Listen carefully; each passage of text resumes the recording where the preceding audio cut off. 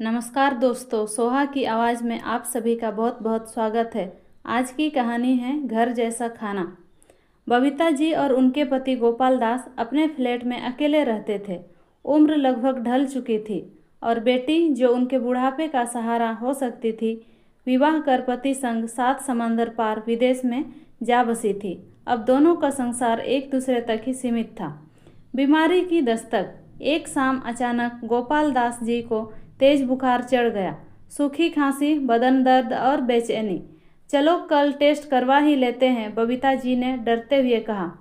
Report आई तो जैसे उनके पैरों तले जमीन खिसक गई। पॉजिटिव, गोपाल जी बुदबुदाए।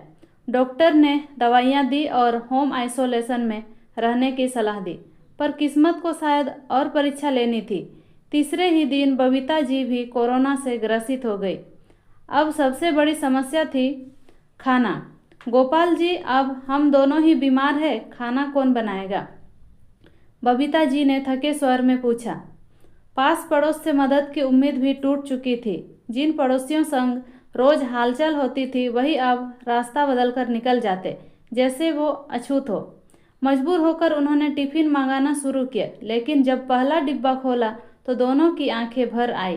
तेल से तैरती सब्जियां, तीखे मसाले, बासी सी रोटियां, ये कैसे खाएंगे हम? बबीता जी ने कांपती आवाज़ में कहा।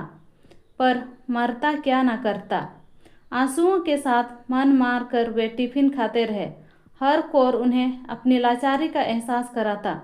नई शुरुआत का बीज जब उनकी रिपोर्ट निगेटिव आई तो जैसे उनके जीवन में नई रोशनी लौट आई। गोपाल जी, हम ही कितने बेसहारा महसूस कर रहे थे। सोचो, जिनके घर में कोई नहीं, उन्हें तो कितना कठिन होता होगा। सही कह रही हो बबीता, क्यों ना हम कुछ करें, घर जैसा खाना पहुंचाएं उन तक। योजना बनी। बबीता जी ने किचन संभाला, सहायिका को बुलाया। गोपाल जी ने जिम्मा लिया खाना पहुंचाने का। पहले ही दिन 2 ऑर्डर आए। डिस्पोजेबल बॉक्स में गर्मा गर्म दाल चावल, नरम रोटियां और हल्की सब्जी। बबीता जी ने दिल से भोजन बनाया। और जब दूसरे दिन 4 ऑर्डर मिले तो जैसे उनके मन में नई ऊर्जा भर आई। धीरे धीरे ऑर्डर बढ़ने लगे। सोया बड़ी की सब्जी, राजमा, सेम, सलाद, सब कुछ पौष्टिक और ताज़ा। लोग खाने के साथ दुआएं भी भेजने लगे। जल्द ही उनका छोटा किचन इस काम के लिए छोटा पड़ गया। सोसाइटी के अध्यक्ष ने क्लब हाउस खोल दिया। अब यह सिर्फ दंपत्ति का काम ना रहा, बल्कि पूरी सोसाइटी का मिशन बन गया। महिलाएं आटा गूंथने, रोटियां बेलने और सब्जियां काटने लगी। पुरुष मास्क और दस्ताने पहनकर पैकिंग का काम करने लगे। युवा लड़के लड़कियां मुस्कुराते हुए खाना डिलीवर करने लगे। कहाँ 2 ऑर्डर से शुरू हुआ काम अब 40-50 तक पहुंच गया था। दिलों की गर्माहट। एक दिन भोजन लेने आई एक महिला के हाथ कांप रहे थे। कहा, आप लोगों का दिया खाना मेरे बीमार पति ने हफ्तों बाद मुस्कुरा कर खाया है। भगवान आपको सलामत रखे। उसकी आंखों में आंसू थे।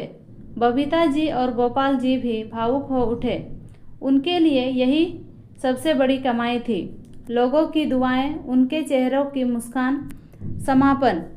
बुजुर्ग दंपति ने अकेलेपन और मजबूरी के अंधेरे से निकलकर दूसरों की जिंदगी में रोशनी बांट दी। उनका घर जैसा खाना सिर्फ पेट नहीं भरता था, बल्कि मन में ये विश्वास जगाता था, मानवता आज भी जिंदा है। तो दोस्तों, आपको ये कहानी कैसी लगी, हमें कमेंट कर ज़रूर बताएं। इसी तरह की कहानी के साथ मिलते हैं जल्द ही।